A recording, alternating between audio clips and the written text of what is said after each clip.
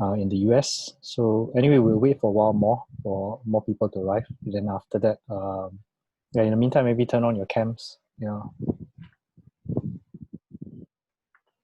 Everybody's supposed to turn on their cams. Yeah. Andrew, Fish. Hello.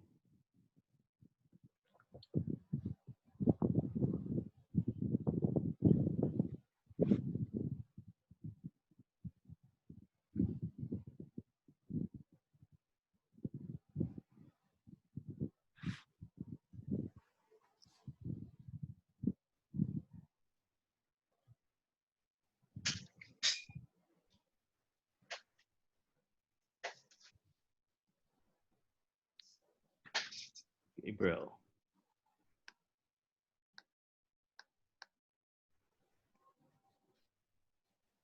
Hey. Hey.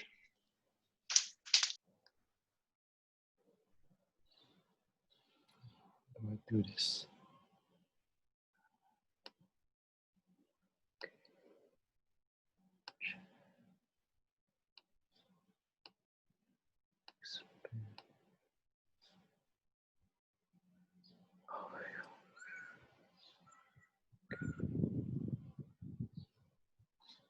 Yeah, still more people coming in, so we'll just wait a while more. Yeah. So in the meantime, guys, turn on your cameras so we can see you guys.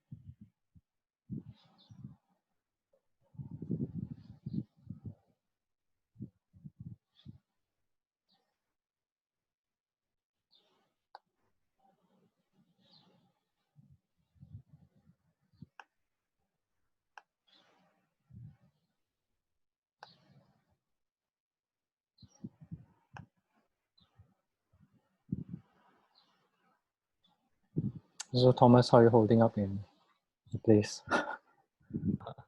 I'm good. I'm good. I'm still in the still in the hotel. As you can see, I think I have the nicest background because it's a hotel. Yeah. And my friend was telling me that actually there are a few graduates from NFTS, National Film and Television School, who are also there. Yeah. Oh, really? In the hotel with me? Like same hotel? I think so. Yeah. There one's a director, one's a DP, another is an editor. So I thought you all can make a film together. Right? Yeah, we can make a quarantine film together. And we should. We don't have to step out of the hotel. But we're not supposed to step out of the room though. That's the challenge. Yeah. All right. I think we're technically breaking the law if we step out of the room. Really? Gosh. Which is quite hardcore. Yeah. Okay, I think maybe shall we start? Okay, let's start. Yeah. Well, thanks for having me. Yes. So welcome everybody to this talk with Thomas Lim from Sun Entertainment. Yeah. So maybe Thomas, do you want to introduce yourself a little bit? Or hey guys, turn on your cameras. Turn on your cameras first. At least we can see everybody. Quick. First, turn on your cameras. Sneha, Eunice, Jianli, Florence, Crystal, Esther.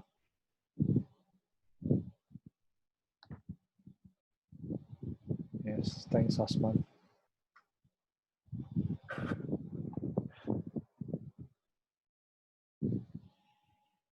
Okay. Yes. So a few of them are my friends like Fish, Andrew, Reyes, and Luna. I invited them to come on as well. Yep.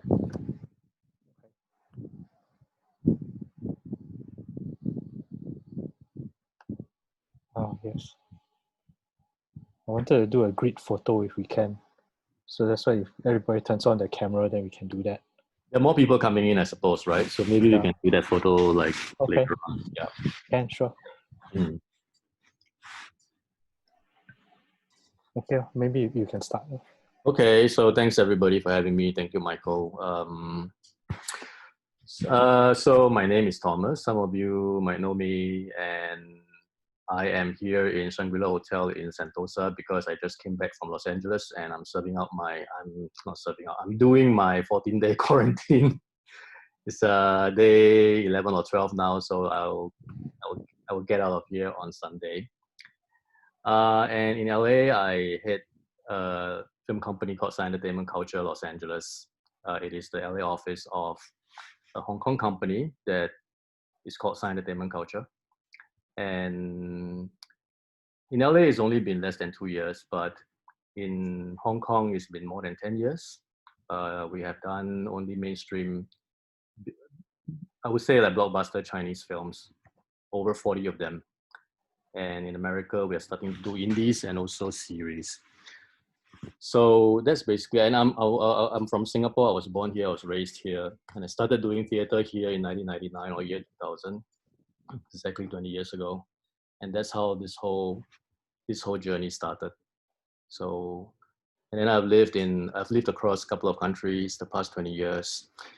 So namely, I went to London and then Beijing, Shanghai, Macau, Hong Kong, Tokyo, and Los Angeles for the last 20 years. I've only lived a year and a half in Singapore the past 20 years, and that was in 2010. And that's when I got to know some of you, including Andrew, including Fish, and Michael. I got to know him at the Berlin Film Festival around 2010 as well, wasn't it, Michael? Yep. Yeah. So that's the rough picture of what happened to me.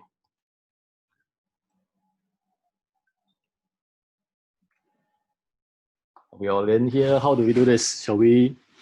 Do you mentioned that you have some slides to show them? No, I don't really have slides. I think Okay. you guys have the bio that my assistant created, the deck. Yeah. Yeah. So maybe a little bit about the LA office that I'm running. I have 18 projects on my slate, and 3 of them are series, the rest are movies. So 15 movies as in feature films, and 3 series, so meaning like the streamer series. Today when we talk about TV, most of us are talking about streaming. We're not talking about the traditional analog TV. We're talking about streaming, so I have 3 of those as series and 15 feature films. And since 2018, we have been doing development. And if you know what development means, it means that we're looking for writers and producers, particularly writers, to write scripts. And because every film project or every TV project starts with a script, and the script has to be good for the project to eventually be good, I believe. Because if the script is not good, then you'll run into problems later on that you can never solve because the blueprint was not good. So people in America or Los Angeles, or if you like Hollywood, spend a lot of time doing the so-called development. Scripts can be written for up to 5 years or 10 years. But typically it is around 9 months to a year that a script is finished. I have all my projects are moving at different speeds now. A lot of them are into their second draft of writing. Some of them have different writers pitching. I think only one of them has got like no writers pitching. So that's basically what I have been doing for the LA office the past 2 years. But at the same time, we're permanent partners with an American company called Limelight, and they're run by Americans. And the reason why we're partners with them, to cut a long story short, is because my boss and their boss go a long way back. So we invested in we've helped finance a majority of their projects last year in 2019. And they shot 4 of them. I think we financed 3 at least. And they were all finished shooting before coronavirus happened. So lucky for us. The first one was called Palm Springs, and it was released at Sundance this year in January, which is about 5 months ago, or maybe 4.5 months ago. And it sold for the record sale of 22.5 million at Sundance, which, to be completely honest, surprised all of us. And then a couple of months after that, our second project with them called The Starling, that stars Melissa McCarthy, sold to Netflix for 20 million, which is a smaller surprise than the first one, but we're still kind of surprised. And then the third one recently at Tribeca Film Festival, which is one of the top 3 film festivals in America. It's moved online because of COVID, but we won Best Actor and Best Script. So we're a good 3 for 3 with them. So we're very happy with the results. Although a lot of other areas of our business in Hong Kong has been heavily affected because of COVID, because one of our main sources of income in Hong Kong was concerts. But as you know, now there's no concerts. And cinemas have all closed for a very long time in China as well. China, Hong Kong. I think Hong Kong is just starting to reopen up. But anyway, that's the current situation for now. Maybe can we step back a little bit? I mean, because these are students, quite a number of them are students. Can you share a little bit about charting your journey from Singapore and then to the point where you are at now? Okay, so I started in 1999. I think my first rehearsals was in 1999, and my first performances at the time I was a theater actor, was in the year 2000. So exactly, and I think it was June. Maybe it was June 20 years or something. So it's exactly 20 years ago. I started with the theater practice. So your main focus is really as an actor at the beginning. At the time, because to be honest, at that time, 1999, like it's not the same. The world is not the same place as today, right? And I'm not sure if theater auditions are more open today. By the time, there was no such thing as auditions. So I was majoring in finance, but then I wanted to do something more interesting. It was as simple as that. I was looking for something more interesting to do. And I'm quite sure it was a newspaper listing that I found this audition. And then I went for it. And I got accepted to do a school show, they call a school touring show, where they do like 30-minute skits and they bring it to secondary schools or primary schools all over the country to show at their assembly or their morning assembly. And then from that, I got to know professional theater actors from theater practice, and they brought me into auditions brought me into rehearsals straight away, actually, with the theater practice, and that's how the whole thing started. And at the time, I was still young and strong, right? So I really enjoyed performing, and it was really fun. To me, like, it was just very interesting, like something that I never thought I'd be doing, and it was just something very fun. And when you tell your friends about it, everyone thinks that it's very interesting. It was as pure and innocent as that. But then I really started to like that. So in about a year or a year and a half after that, I graduated from university, and then it was time to think about whether I want to take this seriously or not. But at the time also, I mean, nobody really taught me, or nobody showed me that whether it could be done or it couldn't be done. Mm-hmm. So what I did actually was, at the same time, I fell in love with traveling. So I started backpacking by myself, and I took my first trip out of Singapore by myself. And I was already in my very early 20s at the time. That was the first time I started out of Singapore. And I went backpacking by myself, and there was a backpacking trip that I did for 6 months straight. So mostly by myself. And it was overland from Singapore to Japan, because Singapore is connected by land all the way up to northern China. And then after that, you can take a ferry to Japan, which is what I did. The whole trip took 6 months, and it completely changed my view of the world and maybe my view of what I really wanted in life. And at the time, I was still very young, and I also got a scholarship to go study theater in the UK. So after that, I did that. I went to London to read theater for a year. And then after that, when I was in London, I was together with a bunch of Europeans and only 3 Asians. So out of the 10 of us that we were hanging out every day because we were classmates, most of them were Europeans, some of them are British, and other people, the others were from other parts of Europe. But 3 of them were Asian. So there was me, there was a Korean guy, and there was a Japanese girl. And the Korean guy remains one of my best friends today. But anyway, what I learned from them was that this is all just personal opinion, okay, and also just from my personal experiences. Yeah. I felt as a Singaporean performer at that time, although my English was better than the Korean guy and the Japanese girl, but I felt I didn't have anything distinct to offer to the international stage. Like the Japanese girl and the Korean guy, they have very distinct things from their culture, be it language or be it just cultural stuff that the international stage really liked. And at the time, Japan was the representation of Asia, so to speak. I think today it's more China, but at the time it was definitely more Japan. And then I felt like, okay, as a Singaporean Chinese person, maybe I should become more Chinese. That was actually what I really thought in my mind, that I wanted to become more Chinese. So I left London and I moved to Beijing because I felt like that was the way to become more Chinese, to speak better Mandarin, and also to pick up a skill that is very culturally Chinese. I'll put it that way. So I went to Beijing to learn martial arts, to learn Kung Fu. And that was how I started living in Beijing. And I thought it was only going to be 6 months, but then it turned out to be 4 years. So when I started learning the martial arts, I got injured quite quickly because I was maybe 25 years old already at the time. So martial arts, you have to learn from 5, not 25. So then I got injured. I came back for a while to try to recover from my injuries. And that was also the time when I started to get connected to Hong Kong and Macau to do theater projects there. Well, while I was trying to recover from my back injury at that time. So I started doing theater projects in Hong Kong and Macau while I was sort of living in Singapore. And after half a year, I sort of recovered from the injury, and I thought that, okay, I should go back to Beijing to finish what I didn't finish. And I went back to Beijing again. And that started my second year in Beijing, and subsequently 3 more years.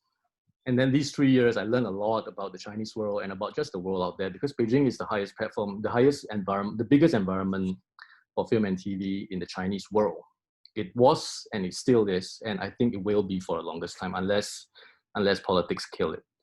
But so I went there, and towards the end of my Beijing time, I started to act for TV in Beijing. I started to do lead roles, and that was quite exciting. But at the same time, I also felt like as an actor, I was sort of always put in a passive position, because you have to rely, especially in a bigger environment, you have to rely on agents to get you auditions and all that. And I just didn't really like, especially when I was younger, I just didn't really like being passive. You know, like the thought of being passive, like, just kills me. So I just wanted to become more proactive. And around that time too, my peers around my age, they were Malaysians mainly. They started to make very low budget films on their DV cameras at the time, the mini DV tape cameras. And they started to gain recognition in international film festivals. And I thought, okay. James Lee, Amir Muhammad at the time. So like Yu Hang and Ming Jin and Chui Mei and these people, right? I didn't really know them well, but I knew them. And I thought, oh, you know what? Like, I want to be proactive. Maybe I'll do that. And to be honest, now in hindsight, I really didn't know what I was thinking. But maybe that's the good thing about it. I'm definitely self-taught in a lot of ways in terms of how to do this and how to make my projects and how to go to different places. Nobody told me what to do. And with that comes a certain level of ignorance, which I truly believe was a very important element for me, at least, that pushed me through to the end, because I didn't know how hard it was going to be. So I just nosedived into what I really want, what caught my attention and what I got infatuated with, and I gave it my all every single time, because I believe that if you don't want to give it your very best, then don't do it, because you don't want to represent yourself any less than your very best. So, and I also discovered something about my own character, which is once I start something, I will finish it. So that's the good thing about it. So my ignorance actually kept me from calculating too much or holding back or being too cautious or being too afraid to start something. Because I can feel it on my second film, actually, because on my second film, I started to know a lot more than my first film, right? And then I was really holding back a lot more. I was calculating a lot more. I was becoming more careful and all that. And I imagine that if I had the same attitude on my first film, I probably wouldn't make the first film, which is why many people didn't make their first films. I'm talking about feature films here. Yeah. So basically, you dove straight into making independent filmmaking for a feature film, which is Rule City in Macau, right? I wouldn't even call it, the word independent has many meanings to it. I would just I normally say that I made it on a shoestring budget, because I really made it on a very, very low budget. I basically had no budget. And I still believe in so the way I made it, after doing the second one, I discovered how I made it, because of looking at how I created these projects. Just now I just said, like, a lot of all good projects start with a good script. I still believe in that, but then the problem is not the problem. The thing is, when you start making a film project as a filmmaker, not only as a writer, and usually when you are young and new, you have to write the script yourself because nobody writes the script for you. And writing a script is a very tedious process that requires training and patience and tenacity and all that. It's not something that people can do easily. I personally feel like acting is easier than writing because acting you can really base off more on like good looks or talent or like inborn talent. But writing you really have to train. Like no matter how talented you are, an untrained writer will write a piece of shit. He or she may write some amazing scenes, but then overall the story is not going to be very good. I'm talking about feature films, okay? Because short films is a completely different story. So I feel like the way I did it was I looked at what resources I had in front of me, and we all have resources. Today we all have an iPhone, right? And some of you might even be on your iPhone right now. And I actually shot my second feature film completely on an iPhone. The first one was shot on mini DV tape. So with the iPhone today and with your MacBook computers, which I believe some of you are using, you can shoot and you can edit an entire film. It's not going to be the best film you ever watch in your life, but then you have something. So I always believe that you look at what resources you have in front of you. So mainly in terms of if you want to make a feature film, you need a lead actor, you need a main location, and for me, I need a camera person. I need a cameraman or a DP because I don't like to hold the camera. But then if you are good at holding the camera, maybe you can do it yourself. And then you probably need some kind of sound device and some friend or assistant or somebody who believes in you to hold that sound device like next to you all the time. And you're ready to go. And you have to write the script yourself. And writing a script costs no money. People like to say like, writing a script is very tedious, it's very time consuming, and that is money. I mean, I see your point, but then if you're not even willing to put in that, to put in that effort, then you know, like you're never gonna get to the end of making a film. So I believe in looking at the resources that I have in front of me, and then I create a story to encompass these resources to make a film. It's not gonna be the best story ever. It's definitely not gonna be the story I most want to tell. But then I always believe having a film or have film is better than no film. If you have no film, you cannot move forward, and your momentum or your fire, and I like to call it a rage. You know, like in order to do something like this, you need to have rage. Like passion is not enough. The word passion being thrown around loosely all the time really annoys me, because what is passion? Like now I'm speaking passionately, right? If I don't do anything about it, and after speaking passionately, usually you become tired at the end of the day.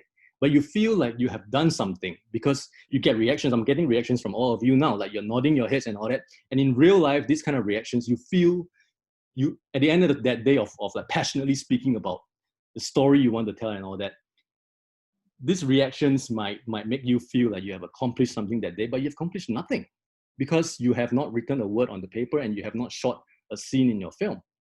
And many people just stop there. And maybe that's what they want, you know, because once you take the next step after that is really taking the action, and that is really hard. That's when the hardship really starts. So to me, like passion is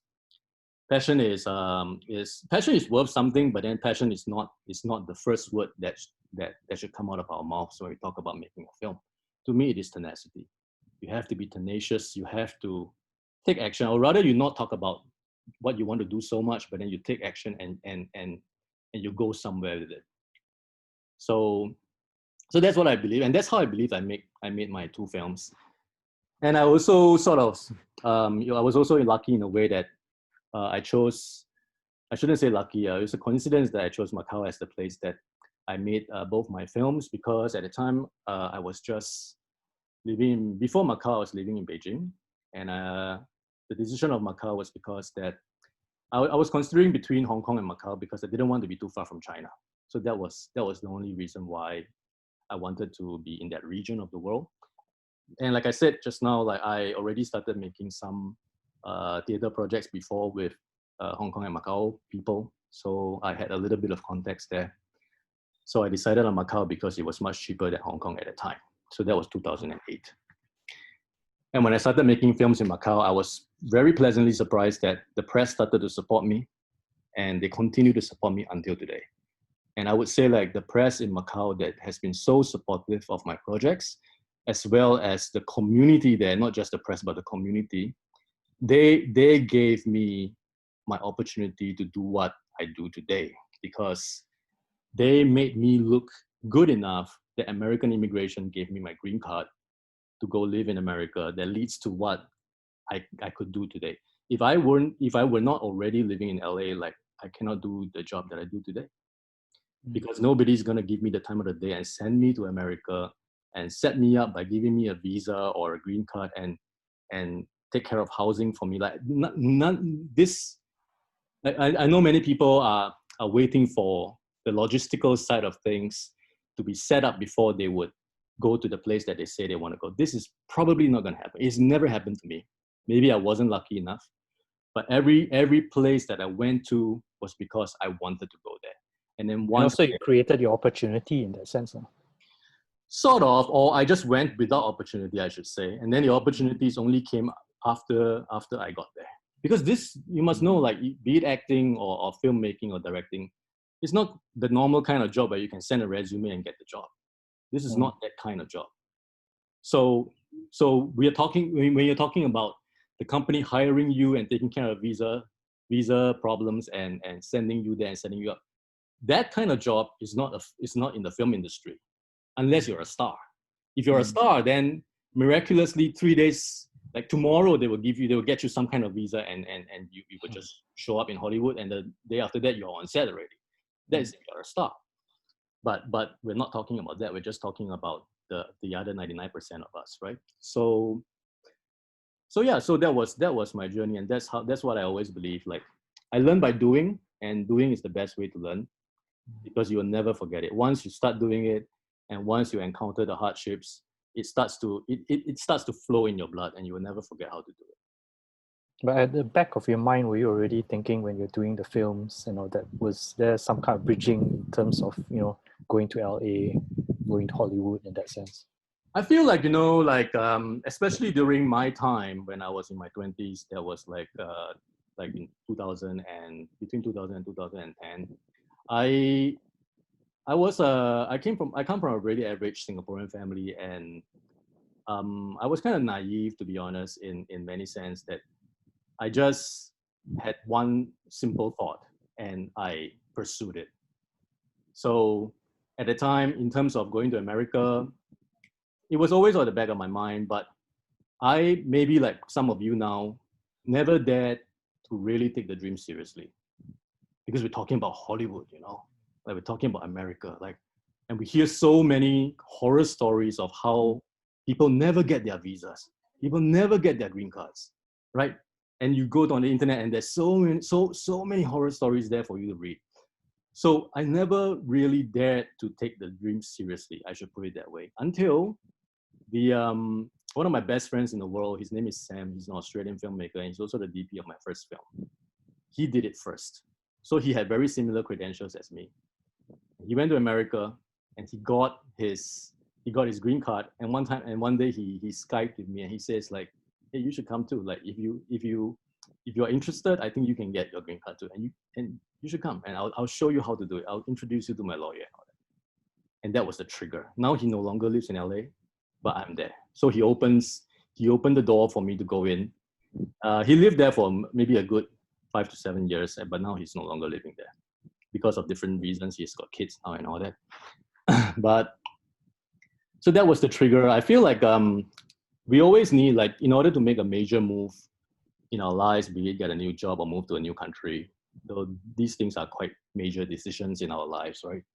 We need someone to show us the way. We need someone to open the door for us. That person may or may not hold your hand and pull you through, but I think like people end up in certain places because someone opened the door for them. And then the other big reason is because of who they are themselves. I've observed, like, in my 20 years of living abroad, why do certain people live in certain different places? At the end of the day, I feel it's about their character. It may be a little bit about their wealth. It may be a little bit about their talent or their dreams. But at the end of the day, I feel like what brings people to a certain place and keeps them there is because of who they are. It's because of their characters. And their characters, because I feel like, I feel like life only becomes meaningless when life only becomes hard when it lacks meaning and when it lacks purpose. It's not circumstances. That's why the rich and famous can still go kill themselves. Whereas those people going through famine and war, they struggle to survive and they find happiness. Because it's about meaning and purpose. That's my take on what life means. So, and this is different for different people. Different things give different people meaning and purpose, right? And you have to go to the place where you feel like it is most meaningful, at least at that stage in your life, to be there. And then you will be fulfilled. So my notion of home changes all the time. People like to ask me, where is home? And this meaning of home, to me, changes all the time. It is not the cliche talk of home is where the heart is. That is too simple. That is not that. So for a while, it was where I was most comfortable at. I still believe home is where I'm most comfortable at, because what good is a home if you're not comfortable there? And I do not believe that it is where my parents are at, because when I was much younger, it was all about the parents, right? The parents thing is a family unit. So that is different than what we're talking about as home, right? So does it mean that if my parents live in South Africa and I live there with them and suddenly South Africa is my home? So it doesn't work that way. So for me, it was where I was most comfortable at. But then today, it is more about where I feel that gives me the most meaning when I live there.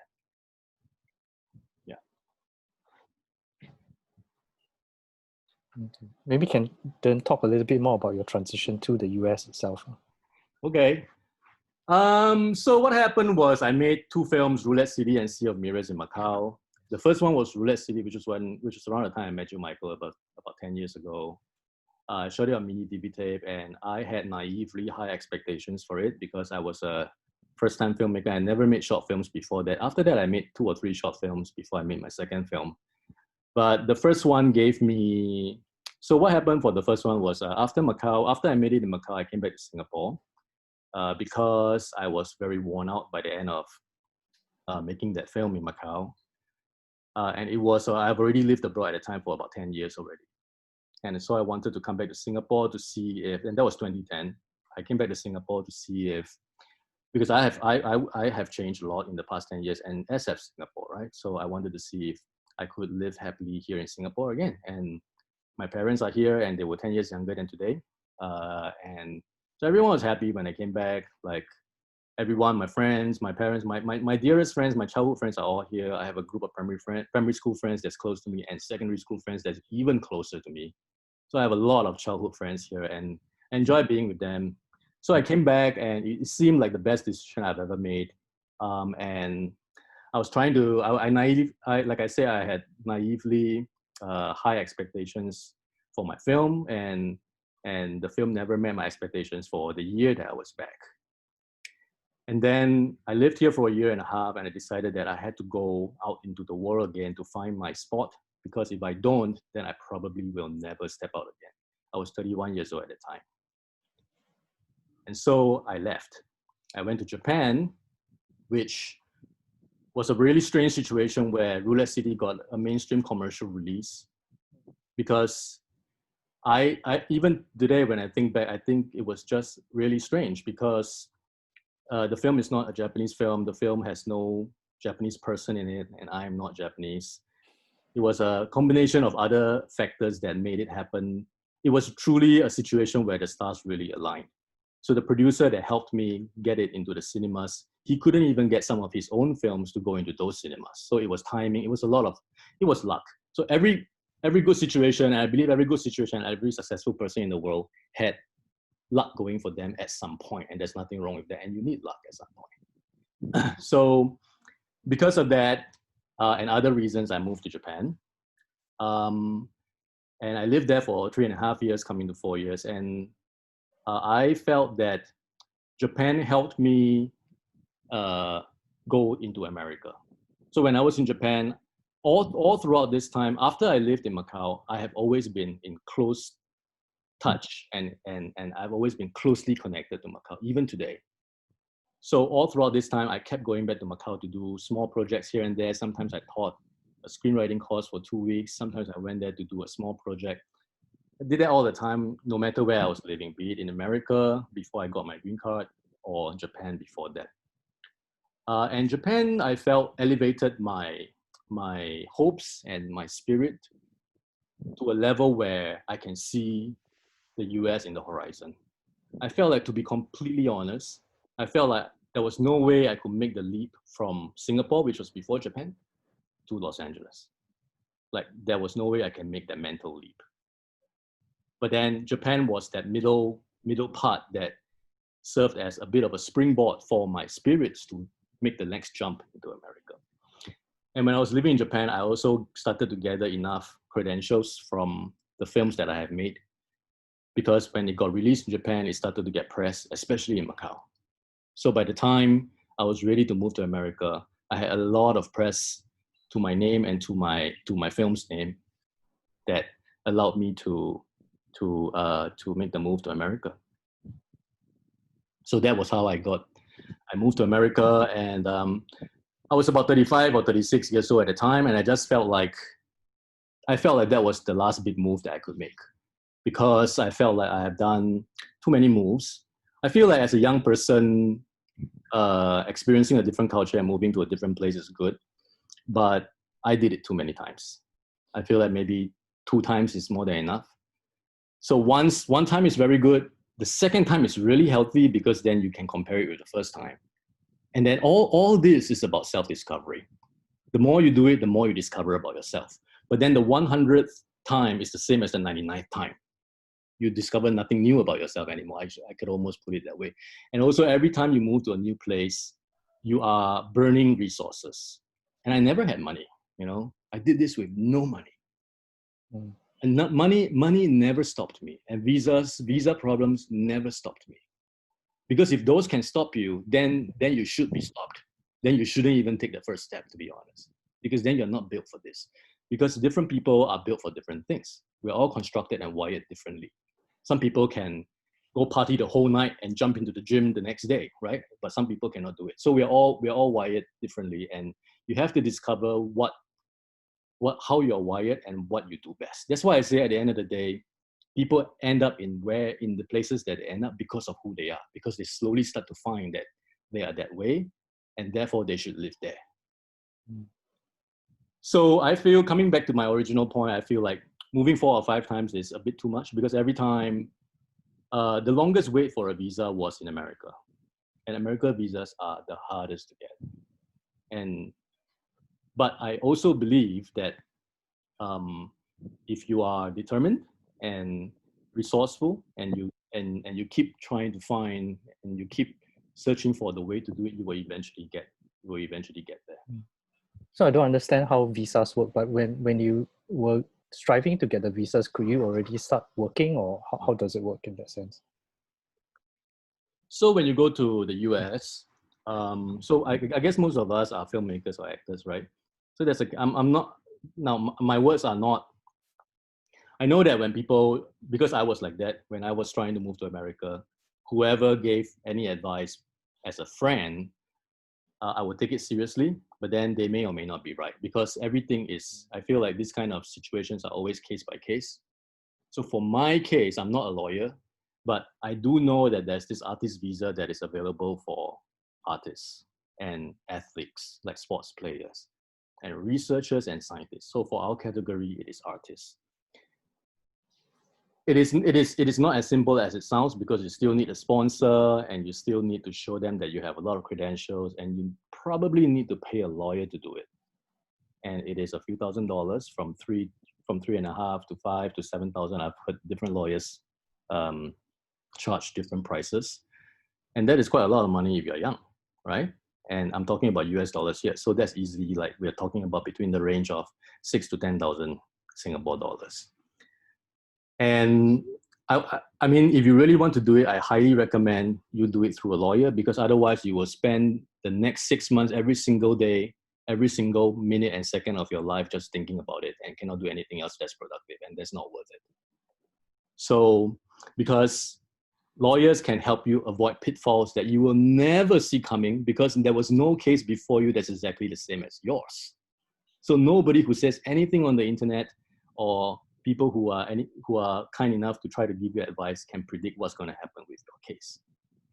So even though I was poor, I did come up with the money to pay a lawyer and to start applying for the visa. And then after that, you can upgrade to a green card if you have enough credentials. And these credentials, this information is all over the internet. Like what are the requirements to get an artist visa and eventually a green card.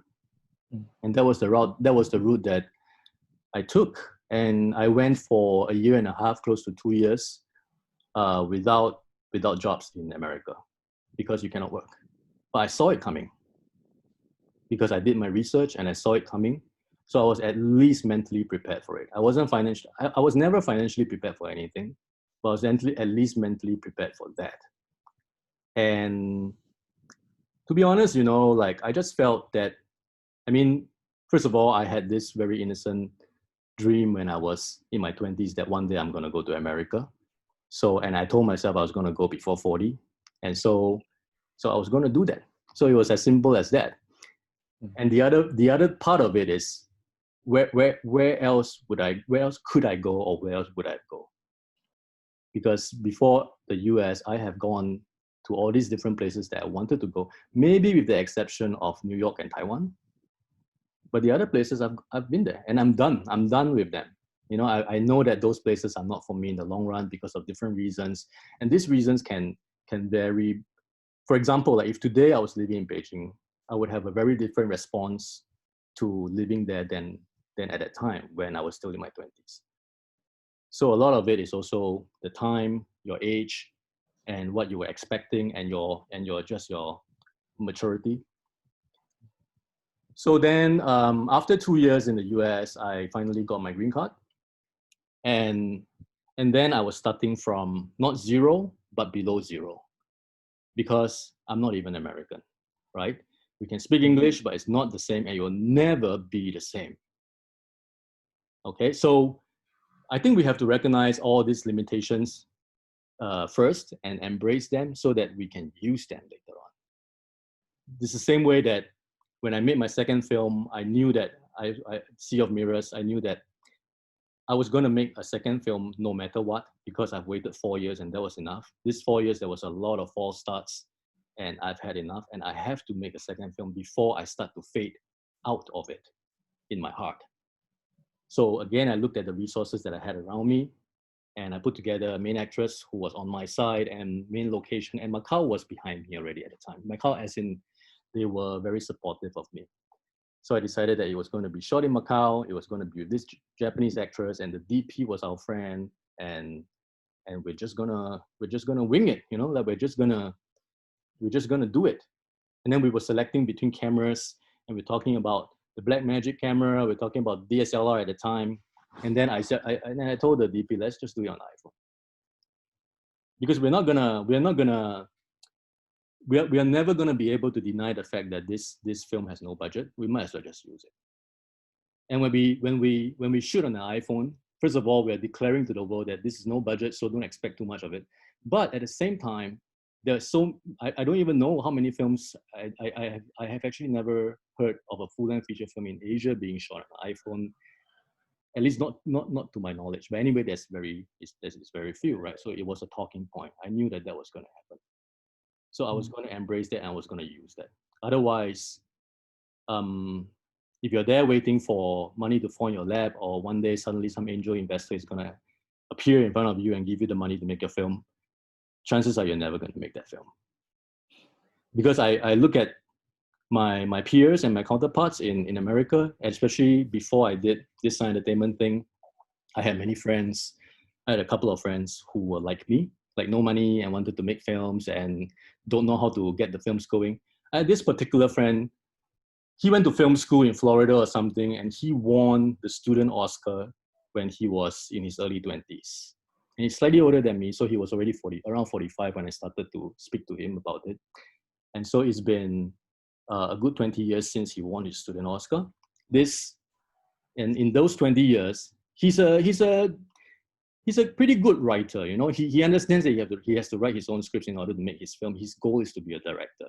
So he keeps writing, and he wrote like 4 or 5 scripts, and I read them, and they were pretty good.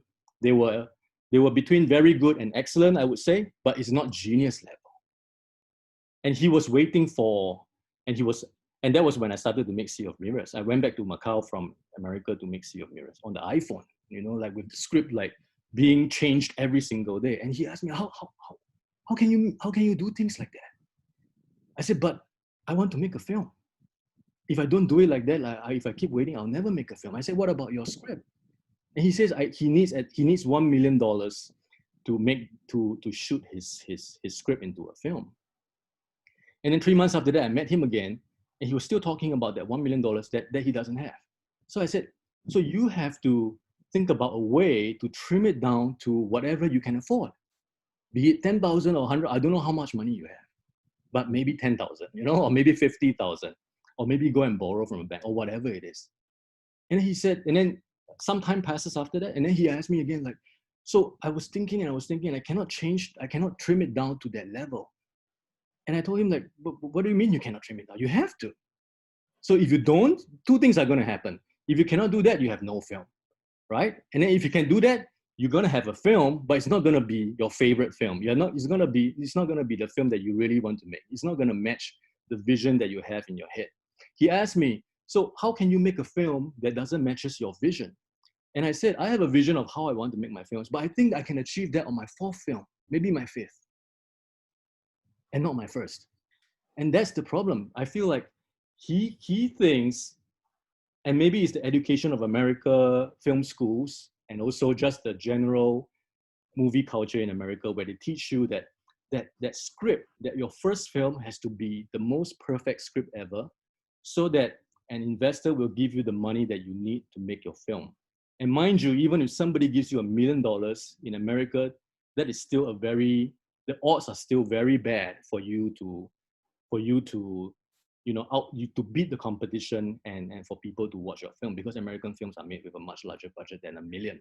And $1 million is a lot of money even for successful companies to invest in a person that's unproven, right? $1 million, you can open a couple of different companies around the world. So it is definitely a business, unless even if it is your father, he may or may not give you that $1 million to invest in you if you're unproven, I feel. So anyway, I feel like nobody was going to give him that money. So he could continue to wait and feel depressed about it, which is exactly what happened to him, unfortunately. Or he can, so the goal, what I'm trying to say is, your goal is to make a film and not just to finish the script. So no matter what, you have to make that film. So you have to recognize, I always tell people, especially my team that works with me in LA, you have to know what your goal is. And don't be afraid to tell people what your goal is. And it has to be very clear. It cannot be vague. So once you know your goal, then you ask yourself, what is the next step? Oh, exactly. Yeah, at the bus drive. Sorry. So once you know your goal, then you ask yourself, what is the next step, which is very important. Because I tell my team all the time. So when they tell me something, I say, so what's the next step? And they have no answer. I say, if you do not know the next step, then tomorrow is going to be the same as today. Then when on earth are we going to reach the mountaintop? So we know the mountaintop is there, and that's our goal, right? Okay, good. So we set that goal. Then what is the next step to get there?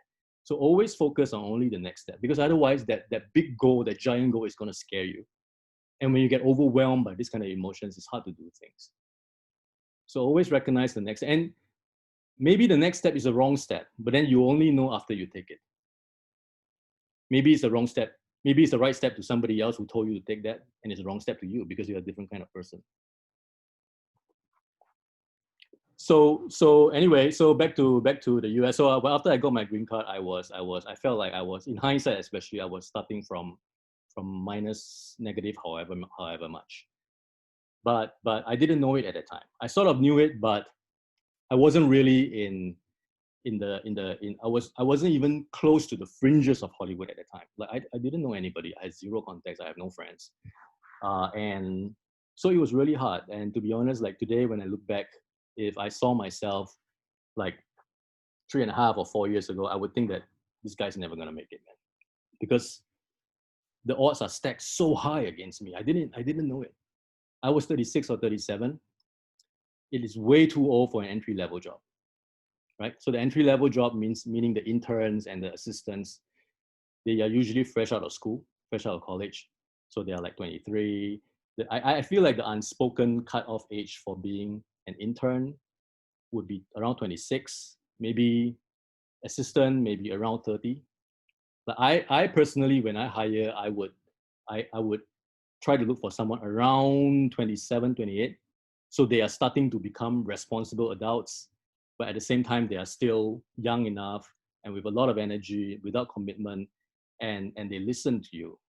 When people get older, they have their own ways of doing things, which is sometimes good and not good. So it is harder to, because when you work for somebody, you have to do it their way, because you're speaking, like my assistant now, like she knows all my email passwords. Like she may be emailing you on my behalf and it's not really me emailing you.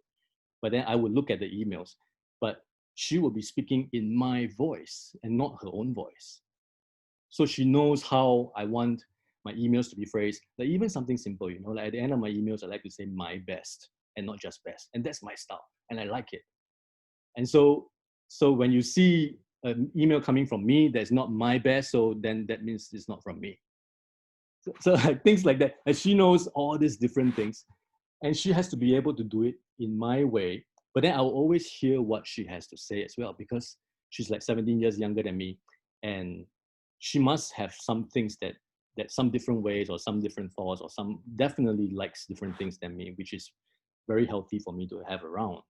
So my team consists of people from different cultural backgrounds. That's the beautiful thing about Los Angeles. There's a lot of people from different cultural backgrounds. So my team consists of people from Korea, from India, and then my main assistant is Chinese American, and she speaks very good Cantonese and Mandarin and English. So that was the first thing that I saw about her that made me want to hire her.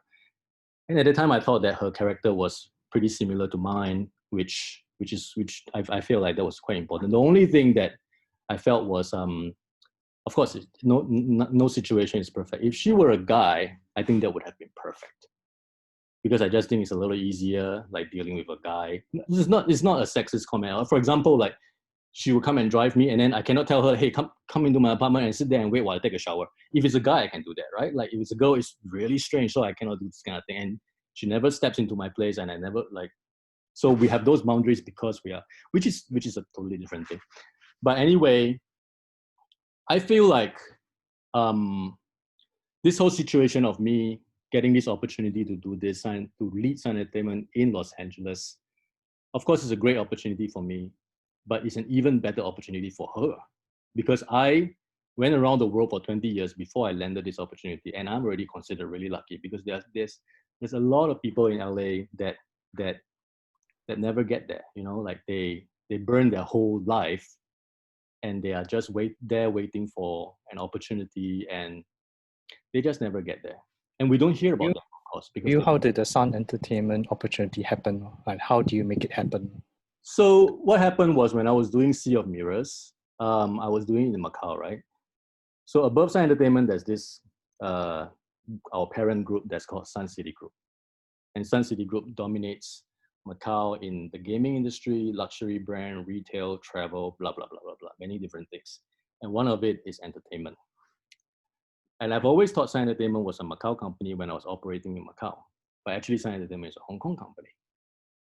But what happened was, when I very quickly ran out of money during post-production for Sea of Mirrors, I ran out of money myself too. As an individual, I ran out of money myself. And that was really worrying. That was the first time, for some reason, I decided to write a proposal. Usually what happens is then I go back for favors to finish my film. But this time, for some reason, I decided I was going to write up a proposal. I had no idea how to write a proposal. So anyway, I wrote something to raise post-production funds. A very helpful friend of mine who works for Sun City Group as a junior marketing manager of some kind, he's not in the entertainment arm, but he really supports me. So that's why I say, like, the community, I'm really grateful to the Macau community. There's many people like him. and they really want to help me, and they are very genuine about it. So he told me, I'm gonna bring this proposal, and then I'm going to give it to my boss. And I hear that the entertainment arm has been investing in many movies. So he did that, and I don't know who he showed it to, but soon after that, the boss of Sun Entertainment, not the Sun City Group, added me on WeChat. And the first thing he told me was, I'm not going to invest in your film, but if you come to Macau, let's sit down for a cup of coffee. 3 months after that, I went to Macau, and I sat down with him for a cup of coffee, and we became instant friends. And that was about 4 or 5 years ago. I just moved to LA at the time. When I first moved to LA, I didn't have a visa to work, right? So what happened was I took a night class. I took a summer course, which was like a night class about producing, because the system, the business of Hollywood is so different than the business in Asia. So I just needed to learn. So if I couldn't do anything, I might as well just learn and make a few new friends. So I went for the course, and I find it really helpful as an introductory course. So I told this to him during our coffee. I said, oh, because it just happened. I said, I took this course, blah, blah, blah. And he says, he's going to take the course too. And I said, what? And I didn't really take it, to be honest, I didn't really take it seriously because I don't really know him at the time. And then we talked about other things. And the next day and the subsequent, the following year, he kept asking me, give me the link to the course. I'm going to apply for it. And I finally gave it to him. I saw him a couple more times throughout the year. And he finally, he applied for it, probably through his secretary and all that. And the next thing I knew, one day I was in Hong Kong sitting down with him, and he says, I'm going to LA this summer. I got into the course. Okay.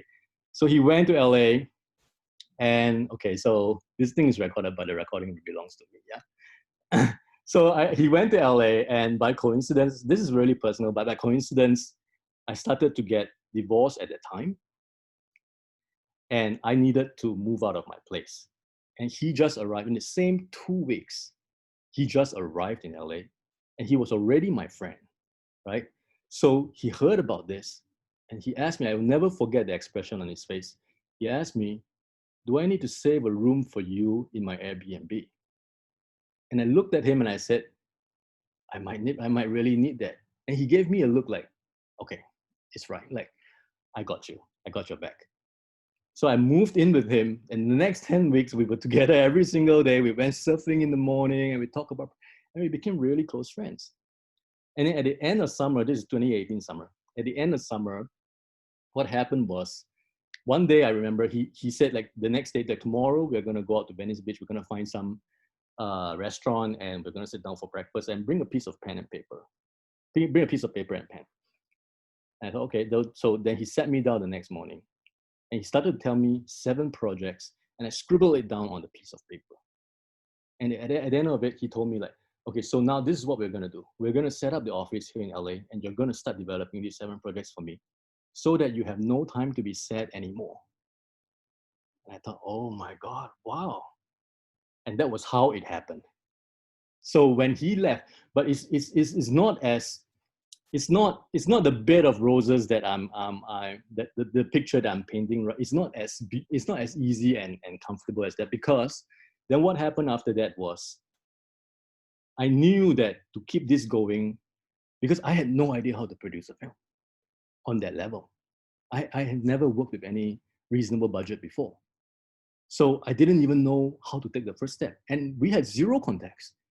The both of us acknowledged and admitted to ourselves that, okay, so in Hollywood today, and it was the 31st of August, I think, because I consider myself to have started 1st of September, and then Ivona, my main assistant, she joined me on the 18th of September. The day before the 1st of September, I think, my boss Alex left LA. He's finished with the summer and he went back to Hong Kong. And on the day when he left, both me and him said, okay, so we have 0 contacts in Hollywood, right? We know nobody in Hollywood. So let's try to get it going. And then to make it easy and convenient for him, I didn't get a pay. I didn't get paid. I only got paid when things started to move, because then there's value there.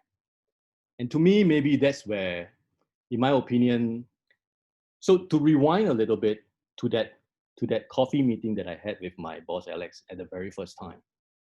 and this might be a good lesson for, at least it was for me at the time. During coffee in his office for the very first time when I met him, he told me about a comic that he really liked as a teenager. And he asked me if I read it before.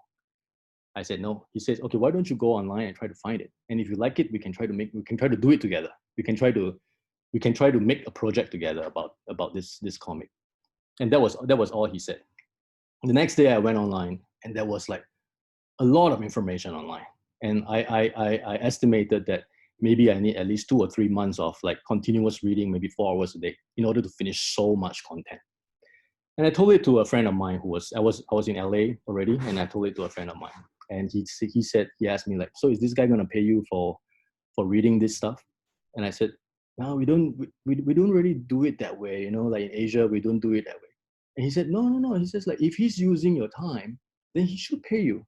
But I knew that wasn't gonna be the way in Asia, right? Because if I went back and told Alex like, hey, like you have to pay me to read, and he's gonna say like, no, fuck off, like I don't need you to read anymore, right? So I decided that, okay, so what I'm gonna do is I'm gonna start reading, and then because I didn't even know if he was serious about it, because I didn't really know him. I didn't really know Alex at the time yet. So as I read, I kept touching base with him. I told him like, okay, this chapter I really like, blah, blah. And then I found out that, okay, he never forgot he asked me to read it. And then he was actually quite serious about it. So he didn't forget anything that he said before. And the lesson that I took away from this is, it really depends on, in situations like this, like whether who should pay, it depends on your leverage. Like, I needed this opportunity, so I should make the first sacrifice. And then you have to make it in a clever way. If I was a really famous guy and he needed me before he can get things going for him, then he better pay me before I start. So this, regardless of culture, this is what I took away from it. So anyway, so then fast forward to the summer of 2018, he went back to Hong Kong and I started his operations in LA. And the first step is always the hardest. You know, like the first step is always the hardest. Once you cross the first few steps, things start to get easier and easier. So at the time I was searching for writers for my projects, and I didn't know anybody. So the first contacts came to us when we relied on some of our Hong Kong contacts to refer us to some people in LA. And then people started to refer me to other people. And I met a lot of them in person in terms of writers. And to be completely honest, I felt like I wasted their time, and also they wasted my time, because they were just writers that were not suitable for us. But I didn't know it at that time, right?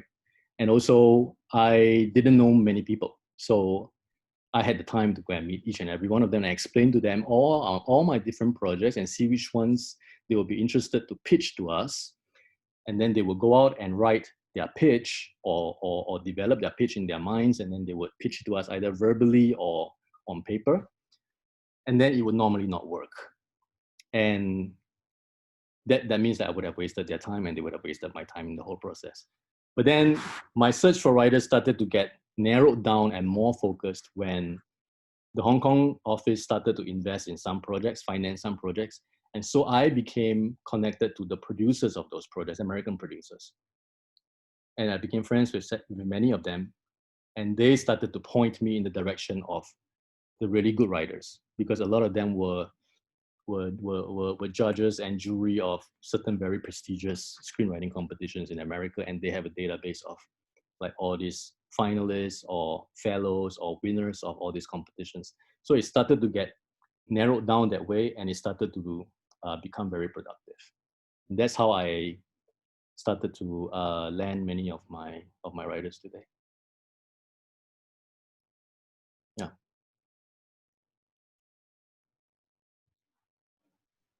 So do you want to talk a little bit about your development process?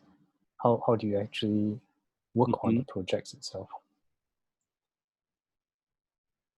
So I think, you know, Sun Entertainment operates a little bit like a mini studio. So a studio meaning that we're not a studio, but then we operate a little bit like a mini studio, where all the projects on my slate now either came from IPs that we bought, that maybe the Hong Kong office originally already had, or ideas from me, or from Alex, or from the both of us. So they were all sort of original. So what we didn't do the past 2 years, which many production companies do, is that they would receive scripts from outside, normally from agencies, finished scripts or at least good drafts of the scripts, and then they would evaluate if they're going to put in money to invest and produce these scripts into these projects into movies. But we normally don't do that because we are already partnering with Limelight, and they do that. And then because they're American, because I'm not American, so I cannot say that I know what the American likes, but then Limelight does. So the development process is such that I will not right now. Like what will happen is that when I see a writer, usually they have written something before, so I'll read a sample of theirs. Either if it is a famous movie, then I can even just get the script from the internet. Otherwise, I will ask them to send me their best script, and I'll read it as their sample. Or maybe before and sometimes after that, I will tell them the projects on my slate that I think is suitable for them. Maybe it's the same genre, or it's their vibe, or maybe it suits them in terms of their cultural background or their personal life experience. And then they would go out and develop something that's equivalent to a 2-page pitch. Be it they really write the pitch on their computers, or they develop it in their minds, and then they will pitch it verbally to me. And then they will pitch it to me. So it's about my idea. Let's assume the idea came from me, the story idea. So a story idea is not a script, because a story idea has no events. It's just an idea. And you cannot copyright a story idea, because as many people in the world have the same idea as you. So you can only copyright a script where there's characters, where there's events, because you wrote them and you created those things. So the writers will take my idea, and then they will pitch me their take on where this story is going, if they were to write the script. And then if I like it, I will pitch it to Alex.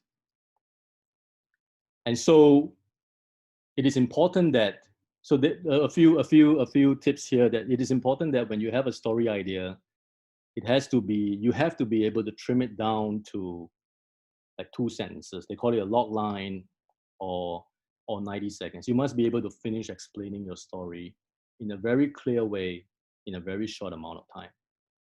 Because if you make it very complicated, and if I cannot reproduce that pitch to my boss, then it stops here, because I'm confused, right? So there's a certain scale there.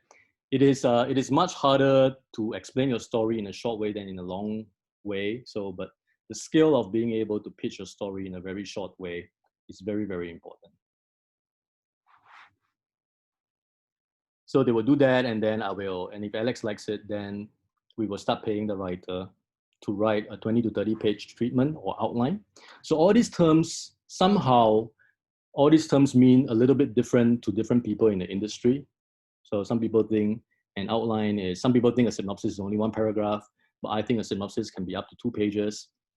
And then I think anything more than 10 pages is an outline, but some people think an outline is a very detailed scene by scene. So anyway, people think different things of these different terms, but then the writers would write a 20-page outline, and that will be paid. So from that step on, it will be paid.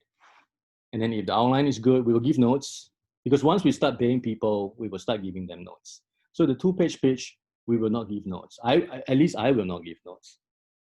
I will just say yes or no, because I don't want the writer to go and modify the script according to my notes and then come back and I still reject it, and he would have done it for free, and it's a mess. And the Writers Guild, the Writers Union, they really frown upon producers trying to do this kind of thing, because there are many producers because the thing is, Hollywood feeds off of people's desperation, because there are many desperate people in Hollywood, and many evil producers know it, so they would take advantage of it, and that is just morally wrong. And anyway, there are unions there. I feel like Hollywood is controlled by the big unions and the big studios. and the big agencies. That's basically what Hollywood is.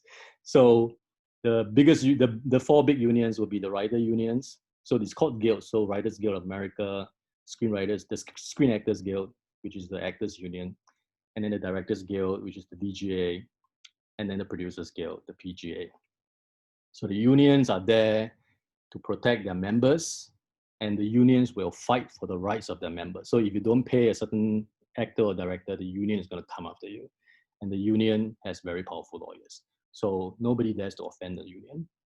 And then the big studios would be the ones that we all know, or the Paramount, or the Disney.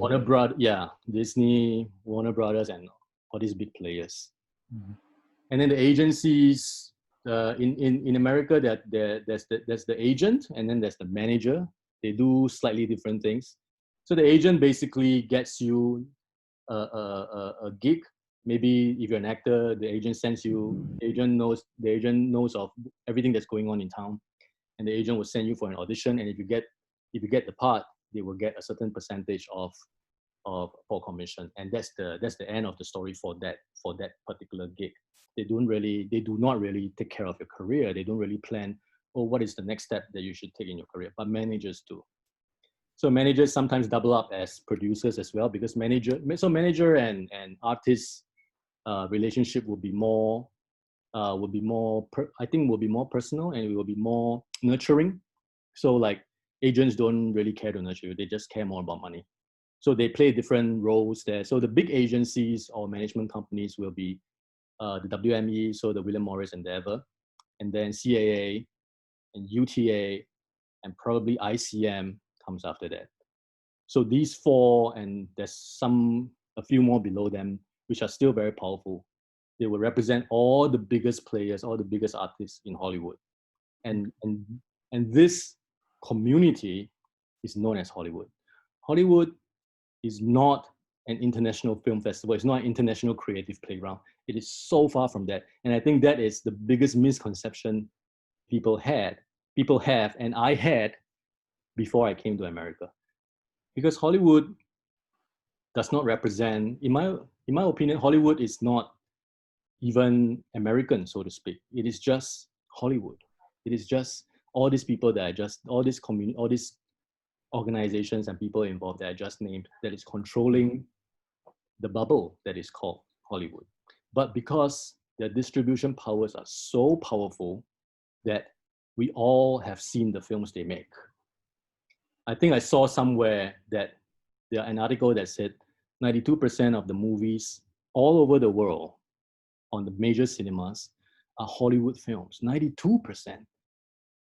So the rest of the best directors from China, the best directors from everywhere else is in that 8%. So Hollywood films, it is the business that is, the distribution powers of Hollywood is the thing that drives the business. And because these films are seen all over the world, we very easily think that it is very international, but it's not. I don't even think, for example, when you watch like films about high school culture in America, the high school culture, the real high school culture is not like that. So it is a Hollywood version of what that part of American culture is like. And maybe there are other reasons that come into it, like maybe it's more fun to portray it this way, so it sells better, blah, blah, blah. Other business related reasons that come into play when they construct the stories like that. And so I think for an outside person to go into America thinking that they can infiltrate Hollywood and get to the top, the odds are very bad. And the first hurdle to cross is definitely getting the visa. Because nobody can, like my company cannot sponsor any visas because first of all, it's too new. And secondly, we don't have enough employees. And so even if my boss's brother, he doesn't have a brother, but even if my boss's brother I want to get a visa for him, I still cannot do it. So much less anybody else, right? So it is really, but I got mine because I went through different steps and different ways, and and I never gave up. So you cannot give up when you want to do a certain thing. And never, like, another thing I feel strongly about is, like, somehow in some places, for example, Singapore, we fall into the trap or the mistake of thinking about the big macro thoughts too much.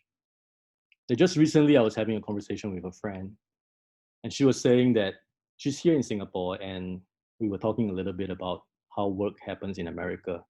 And she was sort of not complaining, but she was kind of saying that even if she went there, she would get a lower pay than her male counterparts because she's female, and female never gets paid the same. And I told her, wait a minute, like this is too big for our conversation here. Like, why are we even talking about it? Do you have a job? Like, the first thing is to get the job. That's why I say focus on the next step. Don't get so caught up with the big things that's in the news, or 1% of the world dominate the top 1% of the world dominate 99% of the news. And it's the top 1% that make it seem like we can make it too, which is great because it gives us hope. But then we have to be realistic enough to know that the chances of us falling into the 99% that never made it, and therefore we never hear their stories, is very high. And if that scares you, then don't do it. If it doesn't scare you and you truly believe you can rise up to that 1%, then you have to do it. Because then there's something about you that will push you closer to that 1%. Whether or not you get there is a different story. I truly believe that everybody can achieve anything they want if they really put their heart to it, but the results will always be different. The outcome will depend on your access to opportunity. This is the biggest one, and then your talent as well.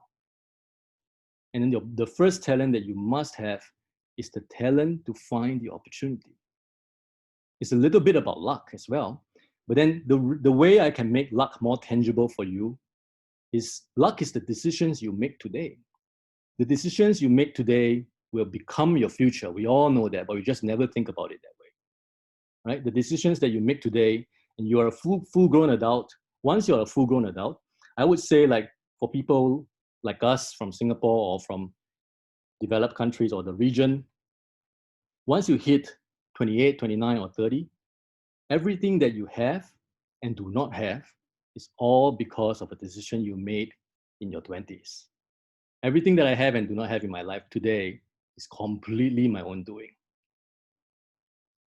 Right? So that's very important. The decisions is what pushes you forward. Maybe on that note, let's see whether we have people with questions to ask Thomas. Anybody has any questions?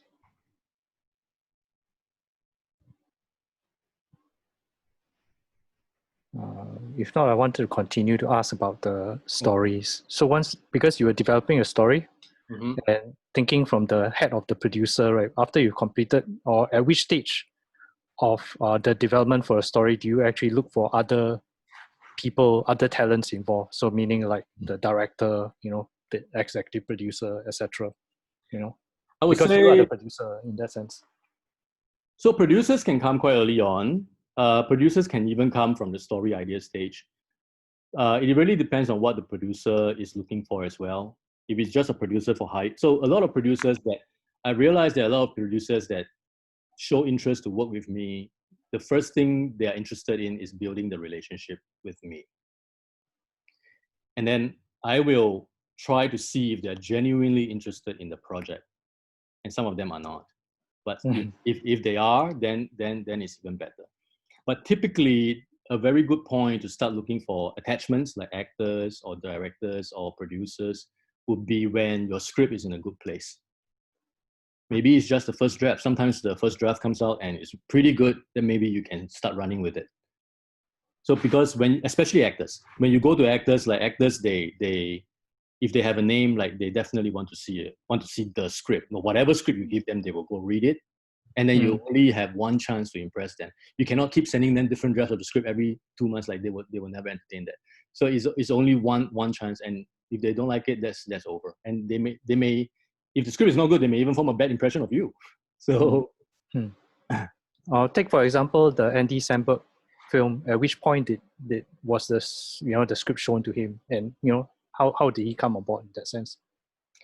I think Palm Springs was really it was really his vehicle. So it wouldn't have worked without him. Well, so you already had him in mind in that sense for the film? I actually do not know at which point he came in, because we came in from the start, but then we were not really carefully looking at how Limelight was doing it. To be honest, in the past maybe 6 months, and especially after Sundance, I have grown very close with the head producer at Limelight, because I really want to know how he does it. Because previously, and also because we know each other a lot better now, he's in his early 60s, he's a white guy. So Limelight is run by a couple of white guys, and he's the main guy. And at the beginning, he will always call me and shout at me, literally high volume, but it's never personal. So one thing about in the US, if you ever go to the US and work there, it is not personal. Unless it really is. Unless sometimes it really is, but normally it isn't. And you must not take things personally. So because I understood that whoever was in my position would be shouted at by him. So it's not personal, it's not about me. So then I started to, and he actually makes me, okay, so again, I guess this video is never going up on YouTube. But when that's good. When at the beginning, I think if I met him every single day, we will punch each other. But because I meet him at most once a week, if not once every 2 weeks, and it was really healthy. So because when I meet him, he's so experienced in the industry, he would always ask me very sharp questions. And if I cannot answer it, I know it is my fault. It is not because he was trying to make things difficult for me. And so gradually I rise to his questions, So before I meet him, I'm fully prepared. I'm more prepared for him than my outside meetings. He's considered my internal meetings, but I'm way more prepared for him. I really digest his projects and my projects and anticipate what kind of questions he might ask me. The first time he caught me was when so there's this Korean film called The Chaser, which is about 12 or 15 years ago, which is one of my favorite Korean films, because I was really impressed with how the director, as a first-time director, made that film. So anyway, the writer of The Chaser is writing 2 of my projects.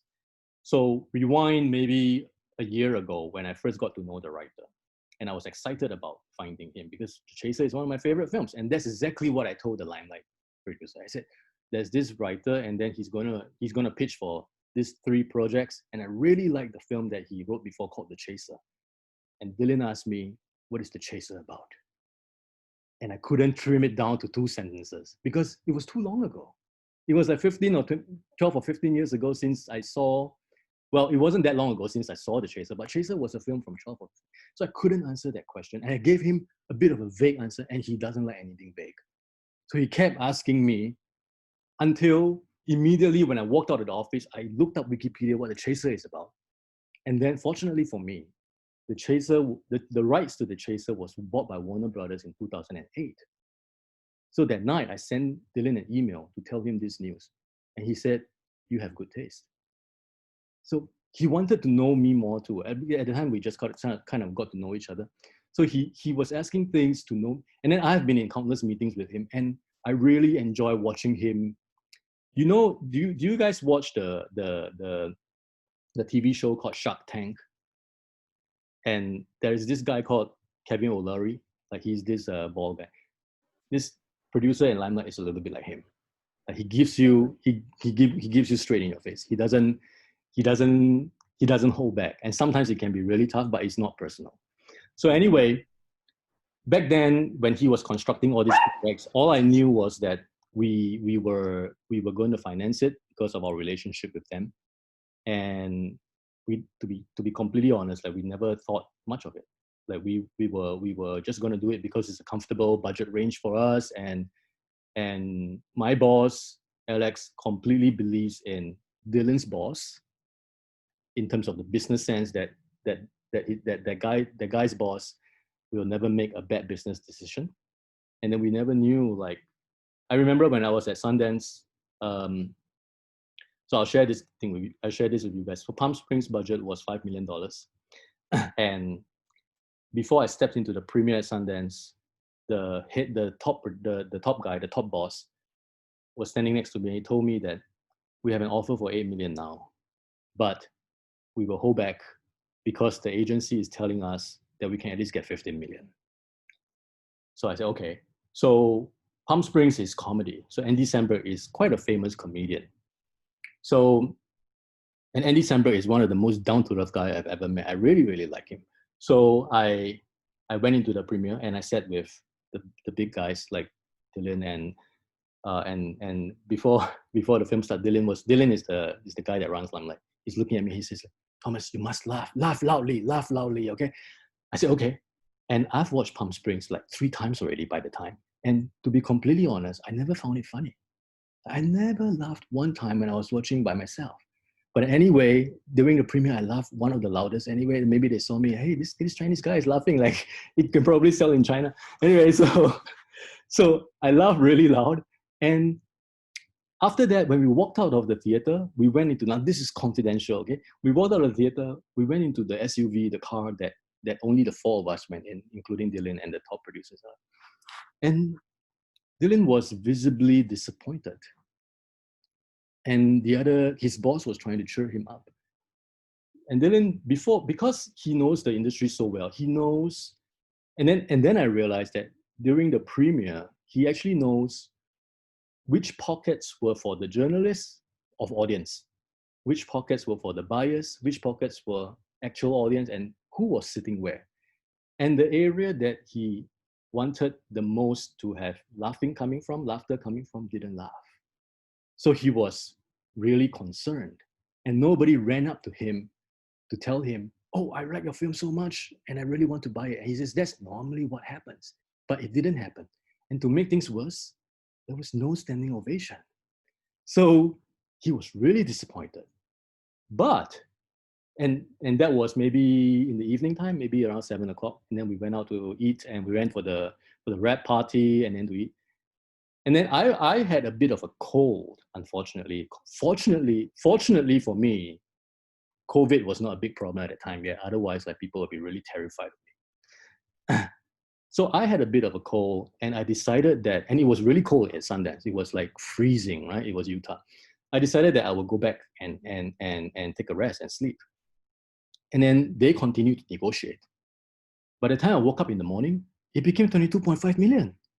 I was like, oh my God, how did this whole thing happen? 2 weeks after that, I finally got to sit down with Dylan because after that, like, he got really busy, obviously, because of this big sale. And then he told me that actually he also went back to sleep. After midnight, he went back to sleep, but his phone kept ringing and the agent. So to put it in simple terms, if it's not for the agency that represented us, this thing will not happen. And the agency's top agent was representing Dylan. And it was because of his relationship with them. And if this thing was not in place from the very first day, this thing will never happen, in my opinion. And then this thing will just keep accumulating and keep rolling forward. And so to me, that was basically how it happened. And also, you know, like that, and that was even before COVID. If COVID was more serious already, I think the streamers will offer even more. So okay. So Hulu, which is one of the biggest streamers in America, and Neon, they bought it. Neon bought Parasite as well before they. Neon is for the exhibition side. Neon is for theatrical release, yeah. So we were going to release in more than 100 cinemas in America. And Hulu is going to release it on July the 10th or something like that. Yeah. So really the ecosystem, you know, and the network who you know really is important in that sense, in that sort of context. Well, I think it's all about relationship. I used to think that it was all about money, but I think relationship is above money now. If you have relationships and money, then you will never fail. You can still make the wrong decisions and invest in the wrong film, but then you will definitely get things going. And relationship is something that takes time to build, and which is why I'm there, which is why me being there is beneficial for Alex. So going back to me and Alex, I feel and I still believe that I'm the best guy for him in America, because if he hires an American person, first of all, culturally, They are very different than Asian people, and they will never be able to speak his language, and he's gonna get frustrated. And also the 10 weeks that I spent with him during the summer allowed me to get to know him really well. And he knows me really well too. So first of all, then there's trust. And secondly, you know, like with people like him, like he is really busy. So once he's not next to you face to face, he has no time to discuss anything with you. So he knows it. And so what he does is he surrounds himself with people like me who really knows him, so that I can speak in his voice. So I can make decision using his brain. And when I propose something to him or I ask him a question, I will always come with solutions. At the beginning, when I didn't do that, like he always told me that you have to tell me the answers, don't tell me the questions. And then very soon I discovered the way to do it is I ask him a question, and then I give him A, B, and C, 3 possible solutions. And I would choose one first. I would say like, okay, A is, I think we should do A because of blah, blah, blah reasons. And this is all based on the way I look at it, and also the way I think he will look at it. And then all I have to ask him is, do you agree? And all he has to say is yes.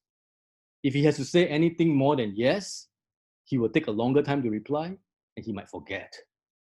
And then I cannot move forward. So that time that I just managed to, like, the way things work, like I just explained to you guys just now, that allowed me to spend time with him.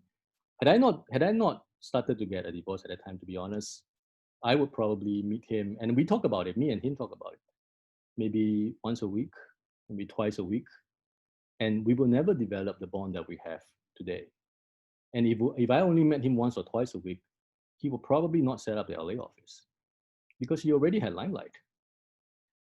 So that was what happened.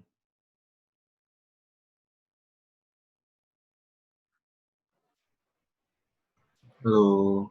Yes. Sorry, I asked a question earlier on. I typed it out. I don't know if you saw it. So I can't see the chat for some reason. Oh.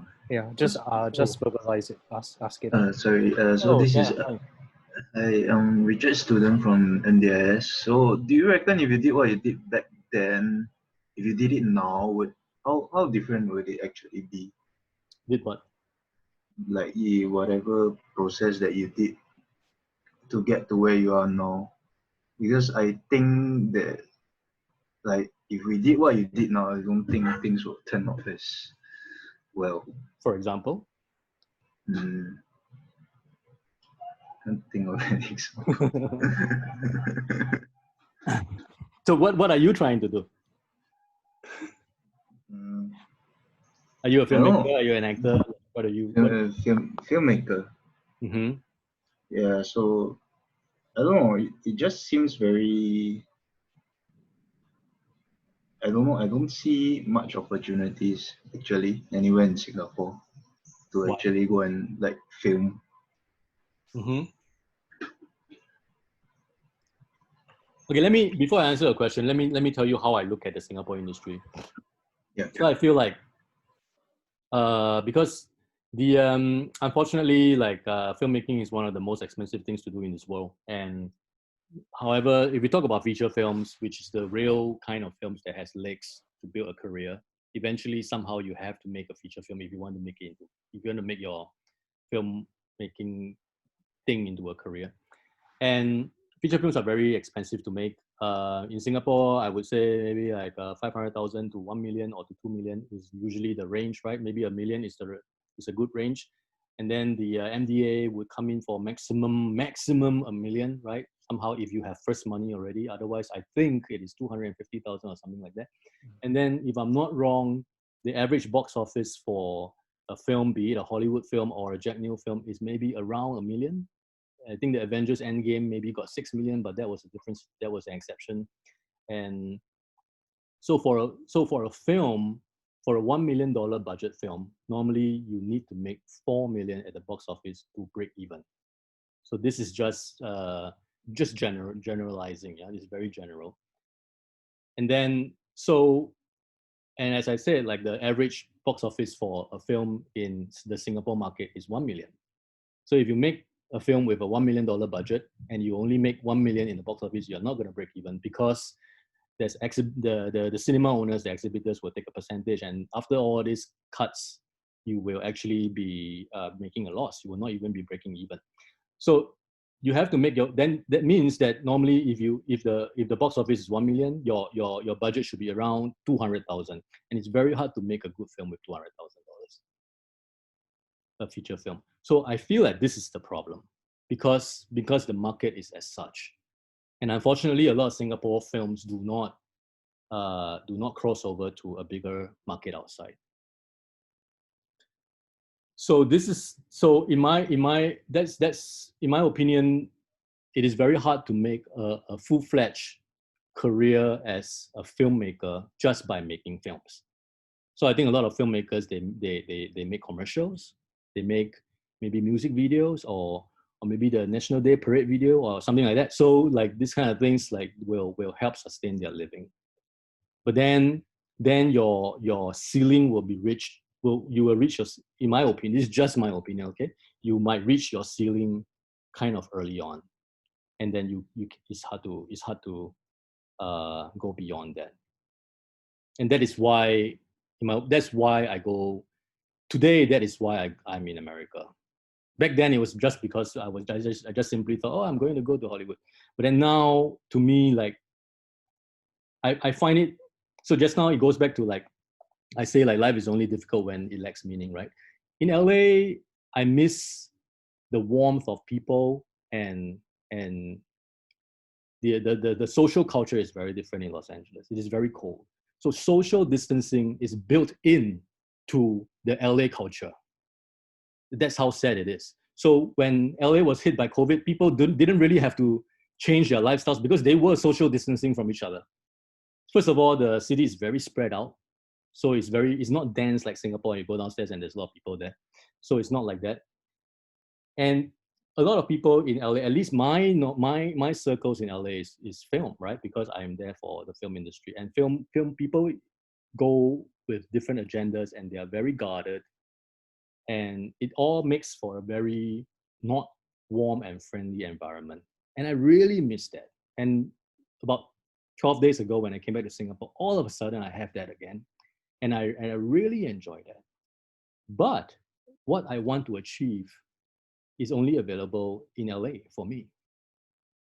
So at this point in my life, that is the best place for me, because I feel like I'm progressing in the way that I want. And especially now that I'm single and I have no children, and I'm going to give it my all. And I do not know how many more years of energy I have. I'm 42 years old. And so for me, it's not about, right now in my life, it's not about just being comfortable anymore.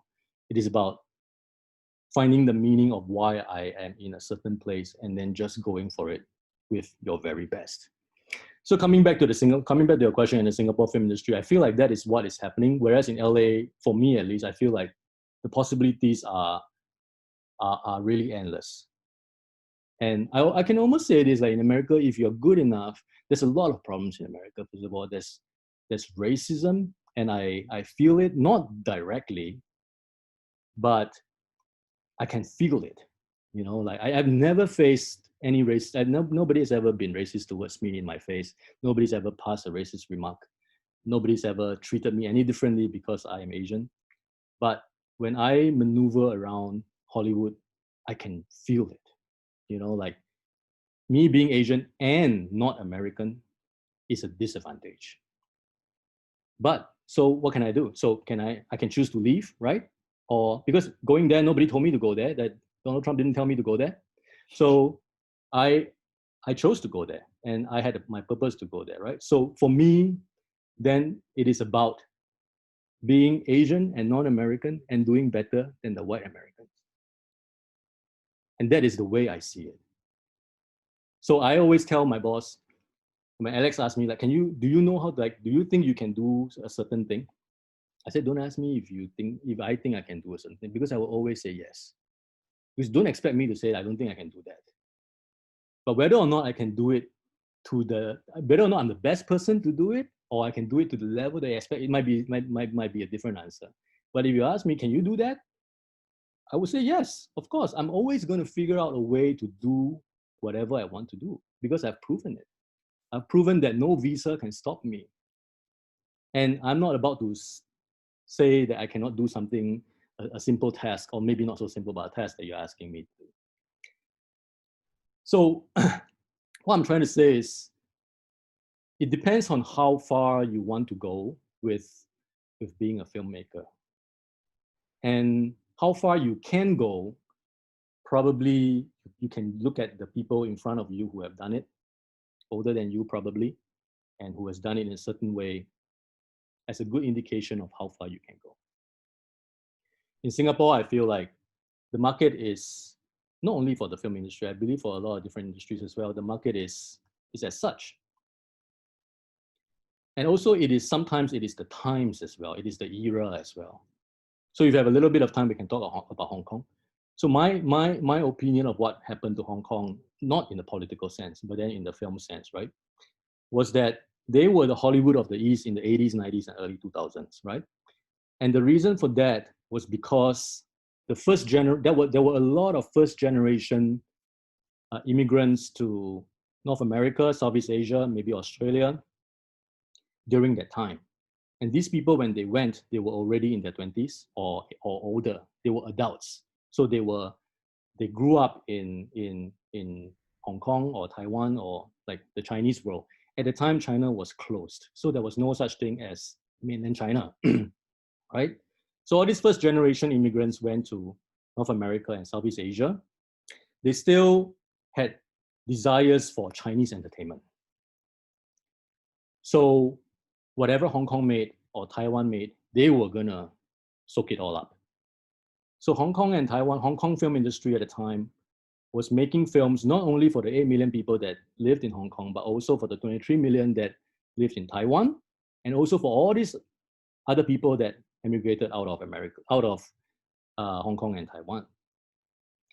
But then later on today, China is open up, right? China is open, and China films are the biggest budget. It may sometimes like matching American film budgets, and it provides entertainment for especially mainland China, and sometimes for everybody else.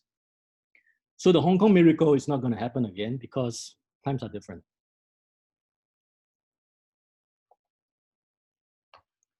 So for example, at a time, I feel like the biggest Hong Kong film figures are still from the people that came from the 80s, 90s, and early 2000s, right? The Andy Lau, Tony Leung, John Woo, Stephen Chow, like these were the people from the 80s and the 90s when the Hong Kong cinema was at its best. If Andy Lau was born 20 years later, he would not become Andy Lau because the trends have changed. There was a couple of years where the Asian American trend was the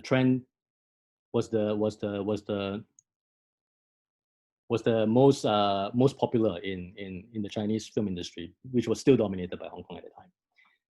So during that time came Daniel Wu, came Maggie Chew, came Edison Chen, right? So all these people rode the wave, and then the Korean wave started, and the Korean actors at the right age started to ride the wave, and also directors as well.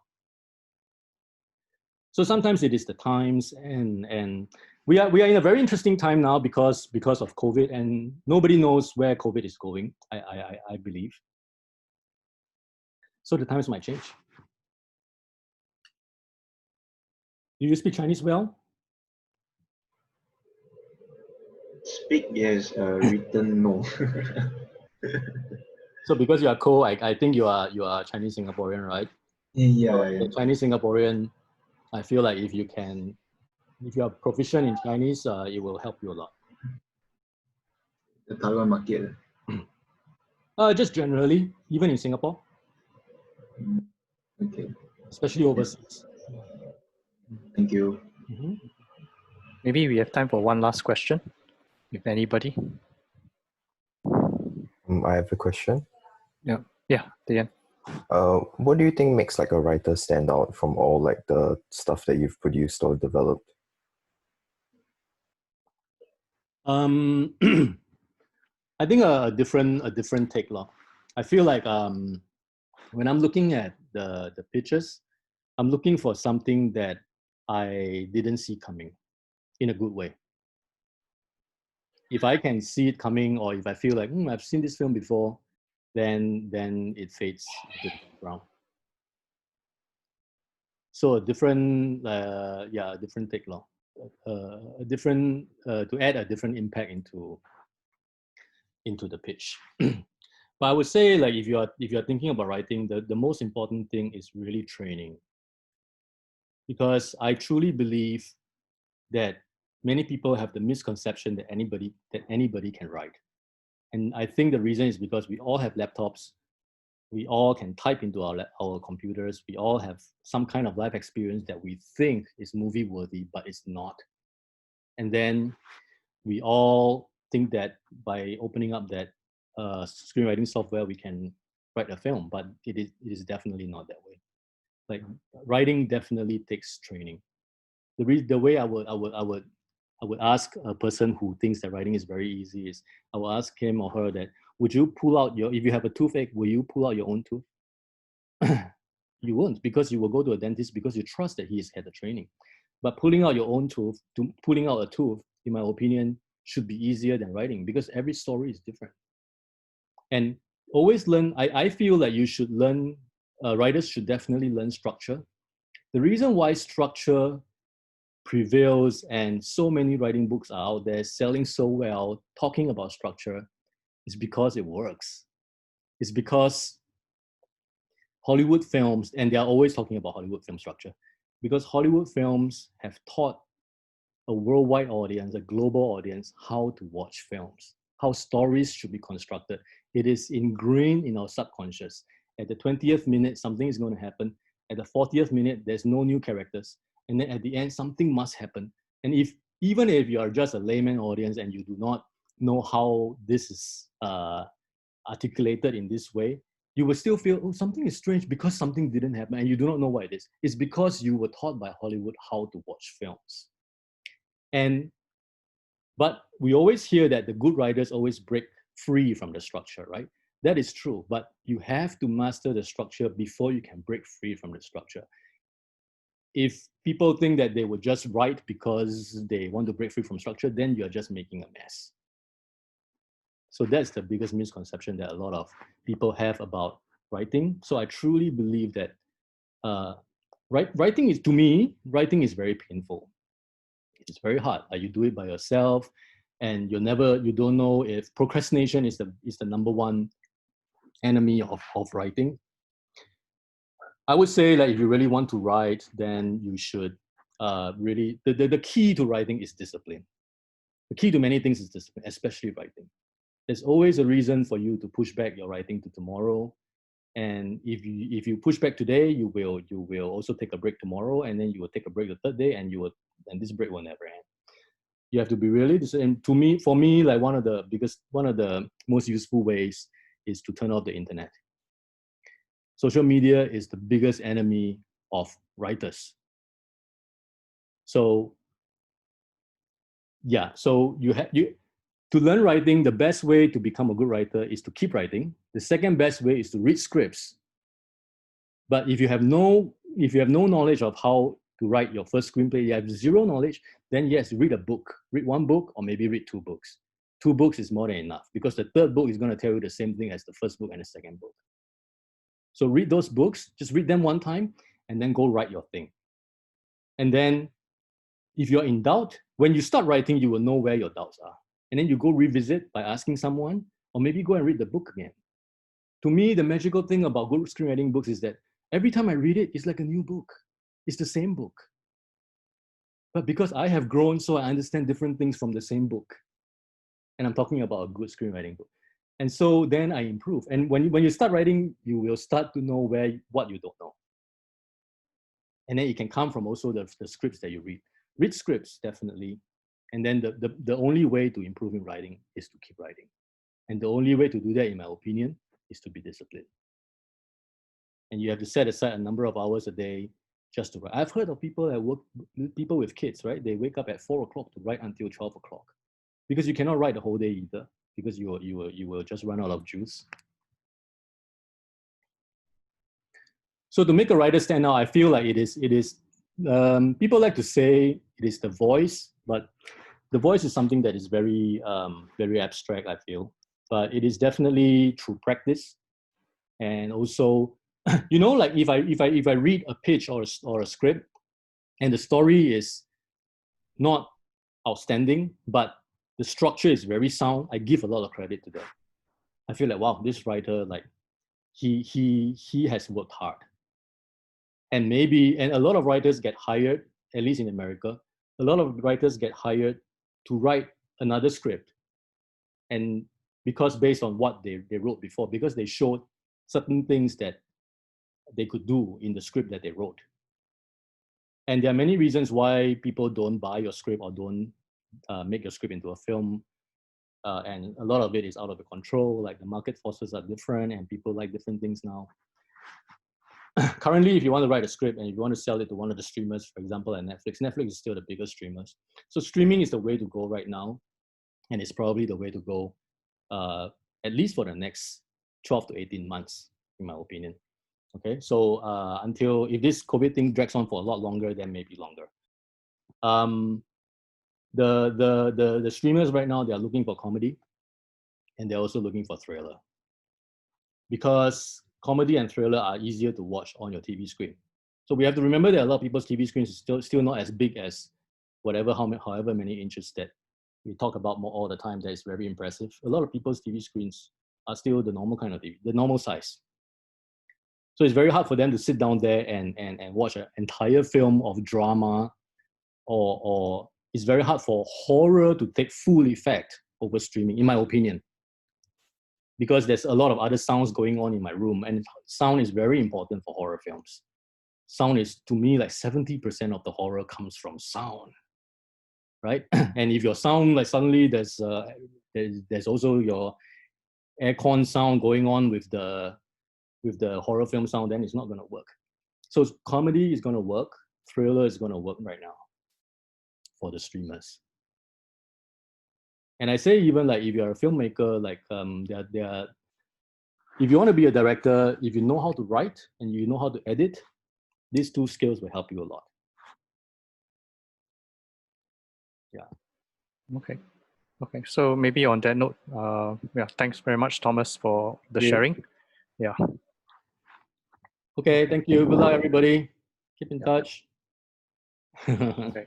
Thanks for having me. Thank you so much. Thank you. So much. Hey, thank you. Bye. Bye-bye.